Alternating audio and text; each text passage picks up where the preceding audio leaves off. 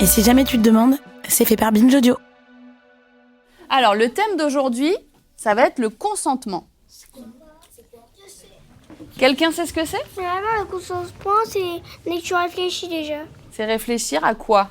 Réfléchir à quelque chose. Ça vient d'un verbe, Arthur, tu sais ? Se concentrer. Pas vraiment.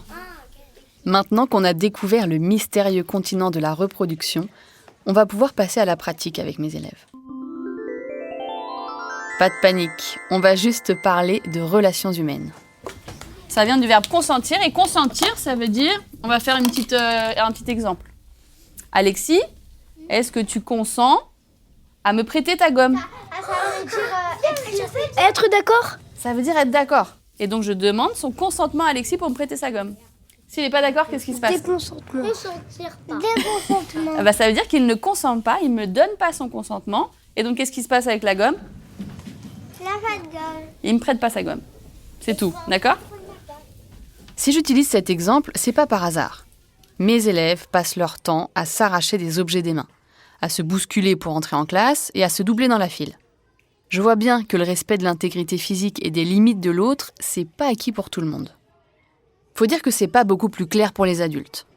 Mais quand on est enfant, on voit souvent ces limites outrepassées.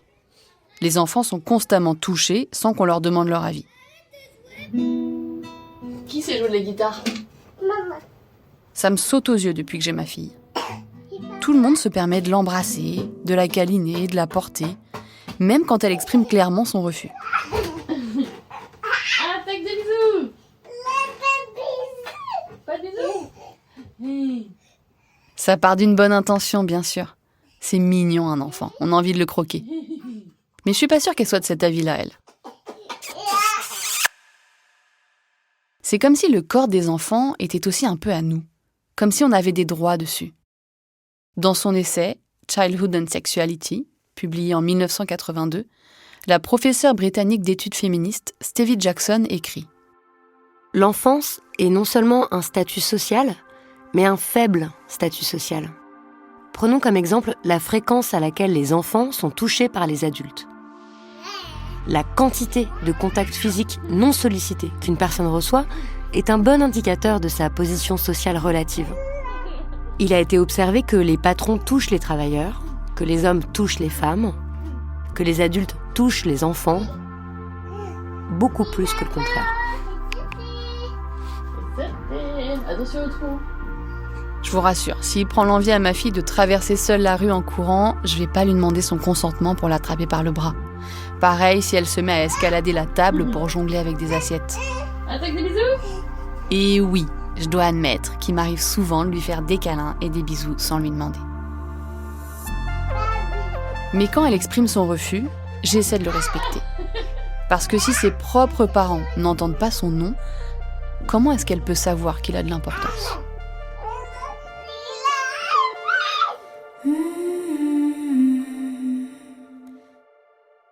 C'est quoi l'amour, maîtresse ?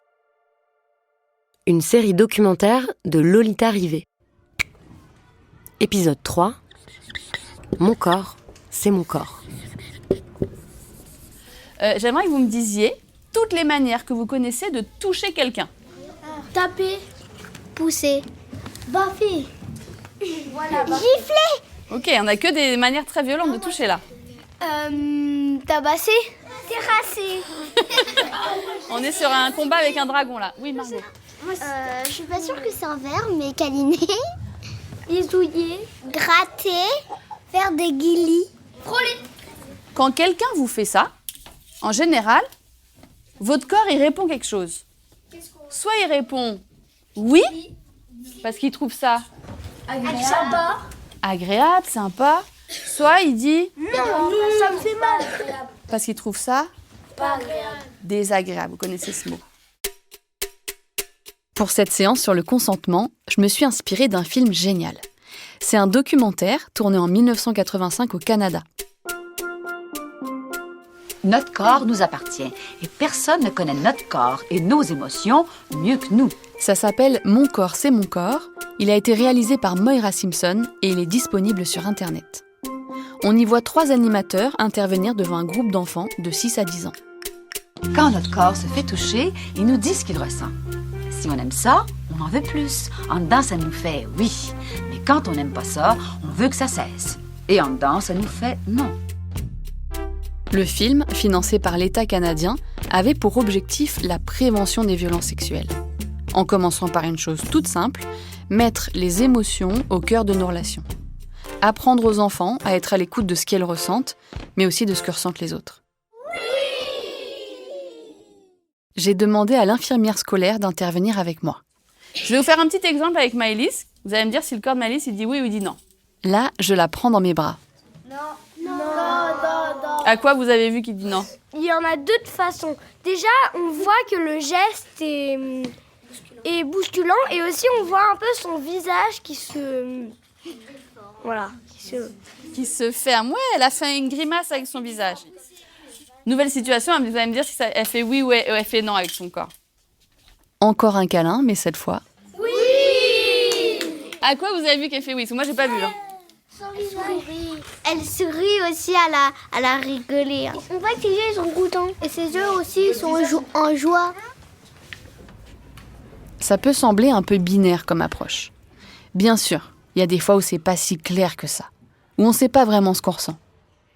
Mais je suis persuadée que cette zone grise-là, elle est en partie due à notre éducation. Toute mon enfance et mon adolescence, j'ai appris, en creux, ça n'était jamais formulé tel quel, que mon corps ne m'appartenait pas entièrement. Ouais, t'as des poils, là. Qu'on pouvait le commenter, De la cellulite. ou le toucher, Ah. et que c'était normal, même si je me sentais pas bien.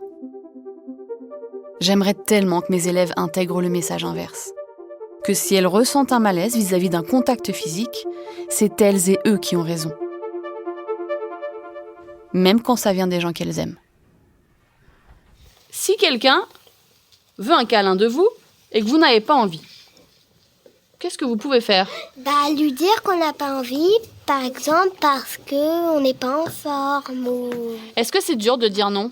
Oui, parfois, parce que ça peut le vexer et ça peut le rendre triste. Moi, ma tata, parfois elle me fait des câlins sans que j'ai envie, parce que j'ai envie de jouer avec mon cousin. Et alors qu'est-ce que tu dis dans ces cas-là? Moi, je le fais parce que j'ai pas envie de la rendre triste. Quand ma mère me lave les cheveux, après elle me douche. Elle me lave les fesses, les parties intimes et les seins. Et est-ce que toi ça te va ou est-ce que tu préférais le faire toute seule? Je préférais le faire toute seule. Et est-ce que tu lui as dit? Non. Est-ce que tu pourrais essayer de lui dire peut-être la prochaine fois? Je lui ai dit que je voulais me laver toute seule et que j'étais assez grande, mais elle m'a pas écoutée. Tu peux très bien lui dire, sinon, si tu refais ça, j'en parle à mes parents. J'ai pas à menacer ma mamie d'aller le dire à mes parents. Elle peut être triste après. D'après vous, qui a le droit de toucher vos parties intimes? Tout le monde. Notre famille, mes parents, mes grands-parents, mes tontons, mes tatas. Moi, mon frère, s'il me fait pas mal. Quand on prend le bain, il me le touche et il me pince. Et j'aime pas. En plus, il me demande pas. Et comment tu réagis dans ces cas-là, toi? J'ai mal et du coup, je lui fais la même chose. C'est normal. Il me le fait, je le fais. Nous-mêmes, on a le droit de se toucher ses parties intimes parce que sinon, comment on fait pour s'habiller? Il y a que nous qui en avons le droit. Ce que leurs paroles nous apprennent ici, c'est d'abord que les enfants n'osent pas s'opposer à leurs parents, à ce qui semble être normal dans leur famille, même si ça les dérange. La deuxième chose, c'est que lorsqu'elles essayent, souvent, on ne les écoute pas.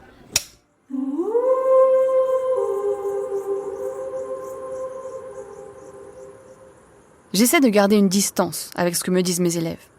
Non pas que je crois qu'elles mentent ou qu'elles crient au loup, comme dans la fable d'Ésope, mais je sais que c'est leur version, avec leurs mots et leur façon de voir les choses. Et pour ça, parfois, elles peuvent en rajouter un peu. Mais en tant qu'enseignante, je suis aussi une adulte référente pour mes élèves. Et si elles me confient des choses graves, je suis obligée de le signaler. Je ne suis pas juge. Je n'ai pas à déterminer si ce qu'elles disent est vrai ou non. Mon rôle, c'est de les écouter.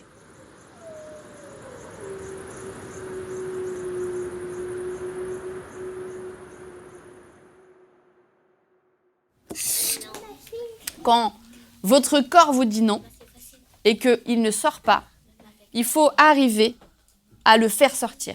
Ok ? On va essayer de faire sortir le non. On va planter nos pieds comme des racines d'arbres.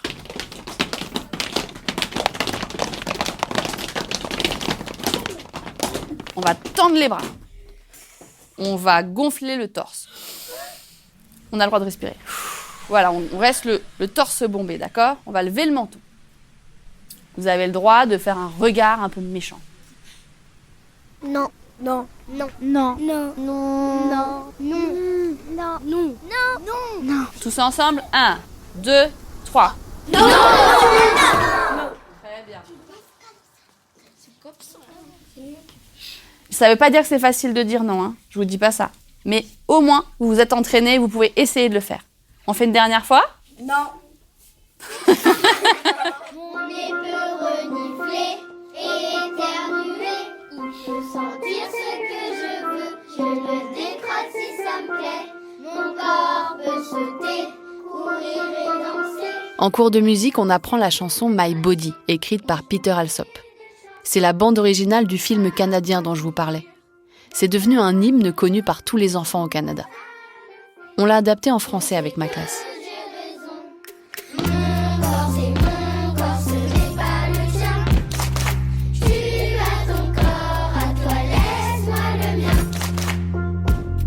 Si je tiens à ce qu'elles intègrent aussi bien que leur corps leur appartient, c'est qu'il y a une réalité qu'on ne peut plus nier aujourd'hui.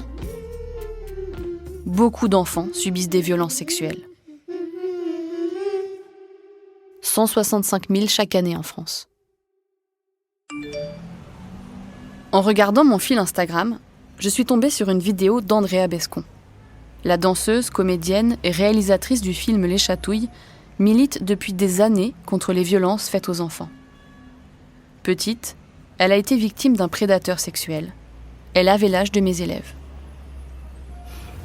Moi, en tant qu'enfant qui a été violé à 8 ans et demi, 9 ans, le fait qu'on te dise il faut obéir. Je compte jusqu'à 3. Ici, à 3, tu l'as pas fait, tu vas au coin, toutes ces conneries-là. Je vous assure, c'est pas bon. Moi, je me souviens gamine, et l'agresseur me disait juste dépêche-toi, lève ta culotte. J'obéissais, mais en 2 secondes. C'est-à-dire, le viol se déroulait en 1 minute 30, vous voyez, même pas. Enfin, donc, n'obligez pas vos enfants à obéir. Je vous promets, faites-leur confiance. Acceptez parfois d'être un peu humiliés par vos gosses. Je vous assure, c'est pas grave. Je veux dire, on n'est pas obligé d'avoir du pouvoir sur nos enfants. Faisons-leur confiance. Ils nous aiment. On les aime. Travaillons nos égos. Mais vraiment, ne forçons pas nos enfants à obéir. Je vous en supplie. Je vous jure, ça les sauve d'être libres.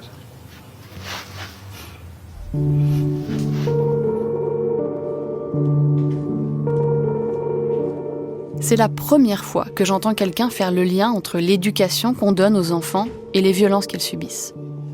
Et ça me semble tellement évident d'un coup. Évidemment, les enfants ne sont jamais responsables des agressions qu'elles subissent. Ce n'est pas ce que dit Andrea Bescon. Ce qu'elle dit, c'est que si on acceptait que nos enfants nous répondent, nous remettent en question, désobéissent même, alors peut-être qu'ils se sentiraient plus légitimes à le faire quand ils sentent que quelque chose d'anormal leur est imposé.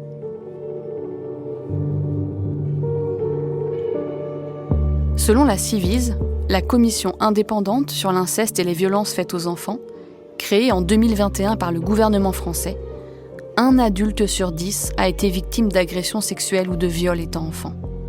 80% sont des filles. Ça représente 2 à 3 élèves par classe. En lisant ces chiffres, je vois défiler devant mes yeux tous les élèves que j'ai croisés depuis 4 ans. Et je me demande ce que j'aurais pu faire pour les protéger. Ça me met en colère qu'on en soit encore à se demander si l'école est le lieu pour parler de ça. Évidemment que ça l'est. Plus de 99% des enfants sont scolarisés en France, dans le public ou le privé. Ce qui fait des profs les personnes avec qui les enfants passent le plus de temps. 32 heures par semaine, 4 jours sur 7. Tous les profs devraient être formés à faire de la prévention, à repérer et à recueillir la parole.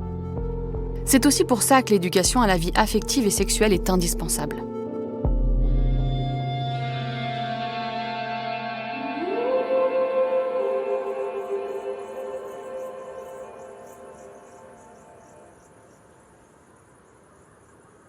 Ouvrir cette discussion avec mes élèves, c'est m'aventurer dans une forêt sombre. Et je redoute un peu ce que je peux y trouver. J'ai peur de leur mettre dans la tête l'idée qu'elles doivent se méfier de leurs proches. Pourtant, c'est souvent dans la bergerie que se trouve le loup. 84% des enfants agressés le sont par leur père, leur grand frère, leur demi-frère, leur cousin, leur beau-père, leur oncle, leur grand-père.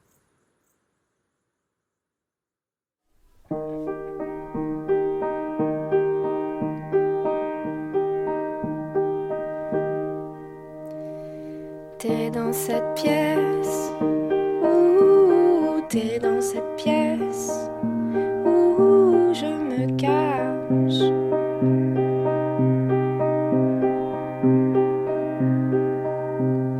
Je suis prise au piège, surtout, je suis prise au piège, surtout quand je me lave. Maïlane Chapiron est chanteuse, autrice, dessinatrice et compositrice. D'ailleurs, c'est elle qui a composé la musique de ce documentaire. C'est cette chanson, Le Loup, qu'elle a écrite sans d'abord trop comprendre de quoi il s'agissait, qui a fait remonter tout ce qui s'était passé. À 8 ans, elle a été victime d'inceste de la part de son grand-père. Aujourd'hui, elle a 40 ans et 3 enfants. Oh my God.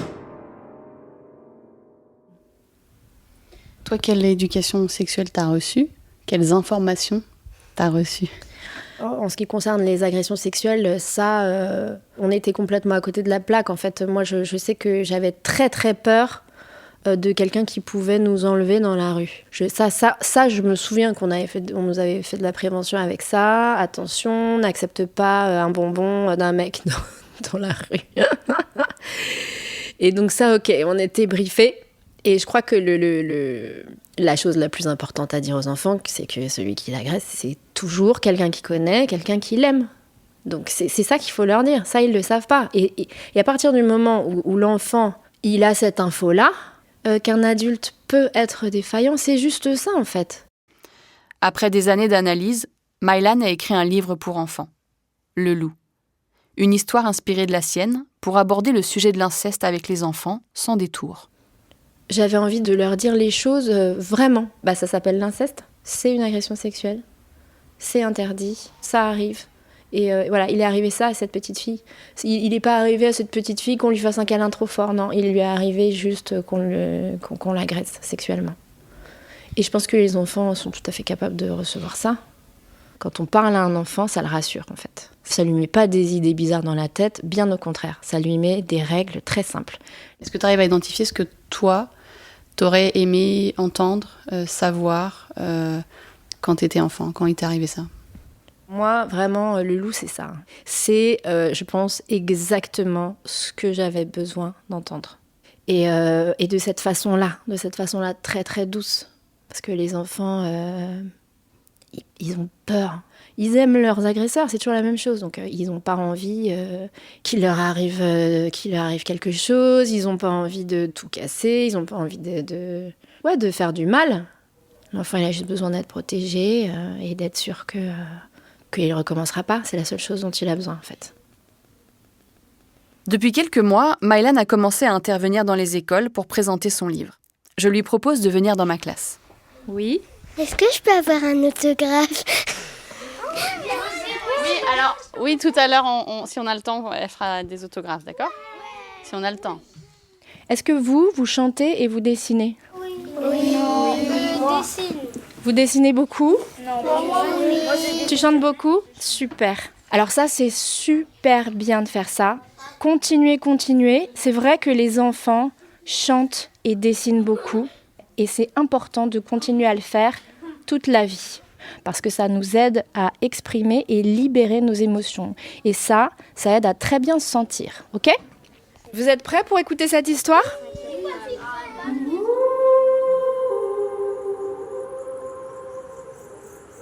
Miette habite dans une joyeuse maison avec sa famille. Miette adore sa maison. Seulement voilà, personne ne le sait, mais il y a le loup. Il est là, dans la famille. C'est un homme, mais Miette trouve que c'est aussi un loup.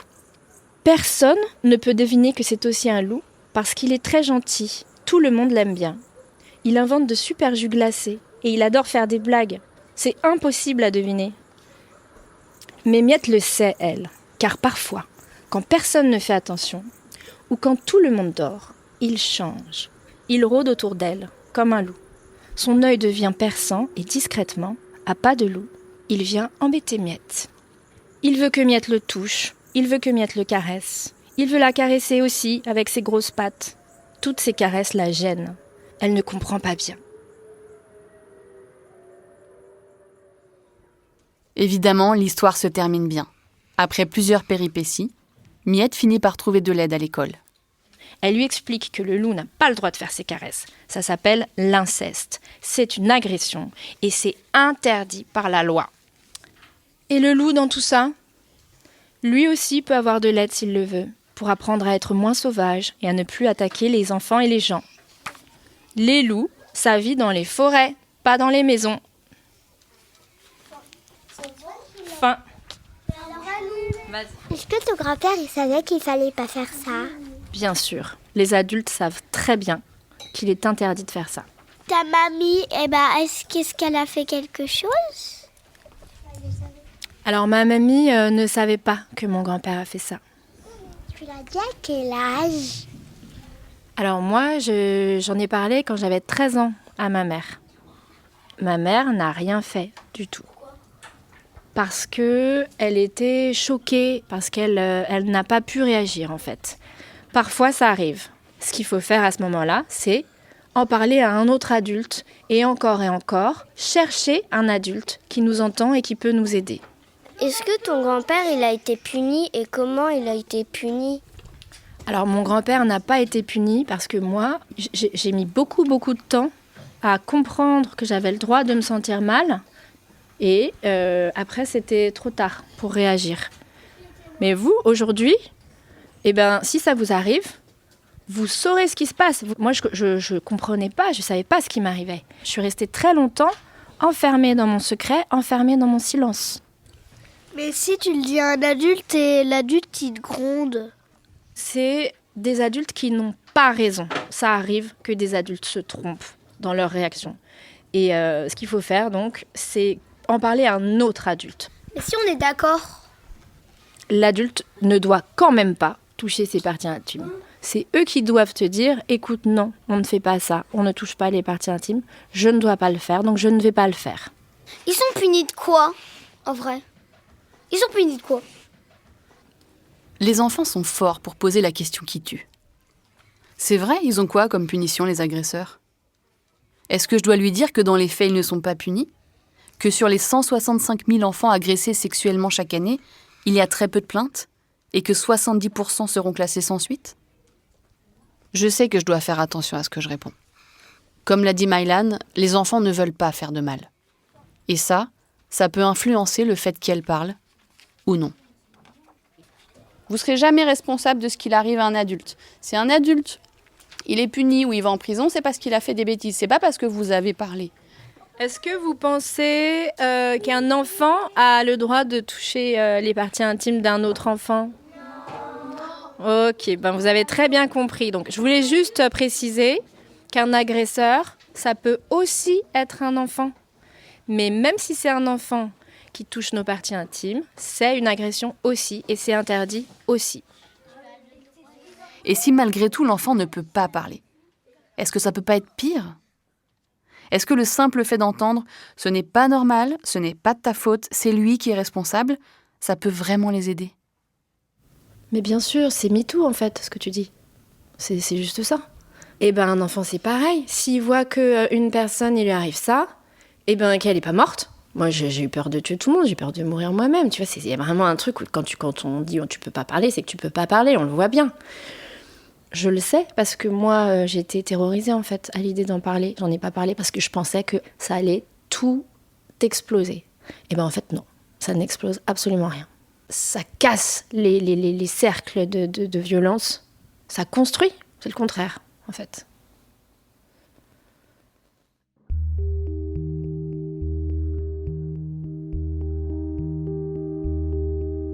J'aimerais leur dire que si elles parlent, tout va s'arranger. Qu'on va les croire et les protéger. Mais je sais que c'est pas toujours vrai. Libérer la parole est indispensable. C'est la première brique. Mais après, qu'est-ce qui se passe ?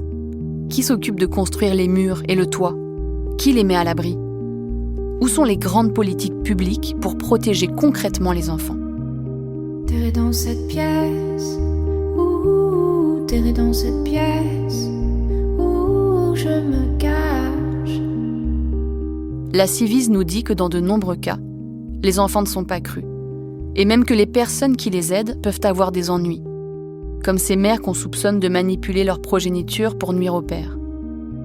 Non, parler ne règle pas tout. Mais c'est la première étape pour sortir des violences. Je ne suis pas libre, je ne suis pas libre, sous ce regard. Quant à moi, si je permets ne serait-ce qu'à un seul enfant de s'en sortir, alors j'aurais fait mon devoir. Fallait pas venir trop près de moi. Maintenant je sais plus très bien qui t'es. Sous cet œil tout, je le vois, loup, voyez le loup. Selon l'article 40 du Code de procédure pénale en France, tout enseignant dépositaire d'une présomption de violence sexuelle a l'obligation de porter secours et de signaler la situation à des fins de protection. Sur le site de Binge Audio, dans l'article qui accompagne cet épisode, vous trouverez toutes les informations nécessaires pour signaler des violences sexuelles. Regardant mes plaies, j'avoue, regardant mes plaies, j'avoue, c'est plus grave.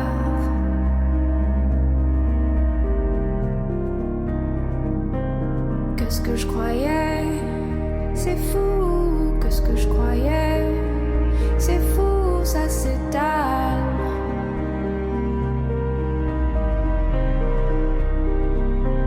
Je vais pas dire merci pour tout, je vais pas dire merci, au secours, je peux pas.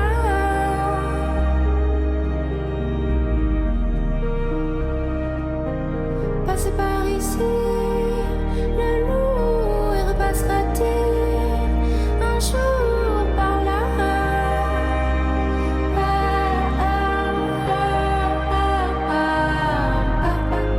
Fallait pas venir trop près de moi. Maintenant je sais plus très bien qui t'es. Sous cet œil tout, je le vois, le loup, voyez le loup.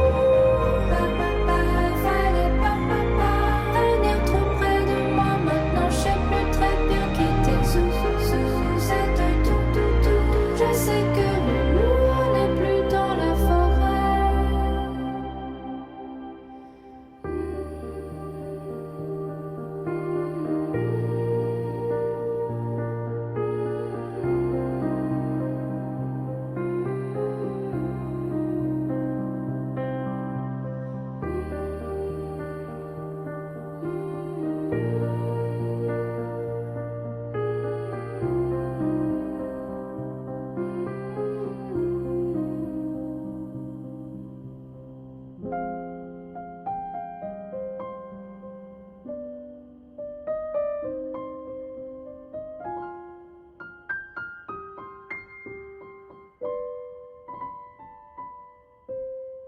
À suivre dans Le Cœur sur la table.